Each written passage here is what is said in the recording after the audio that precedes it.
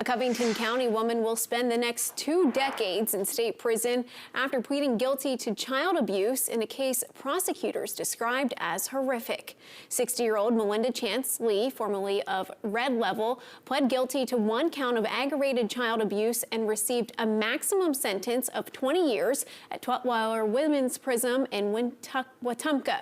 The case began in 2022 when the Covington County Sheriff's Office responded to a report of a 6-year-old girl showing signs of abuse and torture. Police say the girl suffered extensive bruising, burns, and was severely malnourished.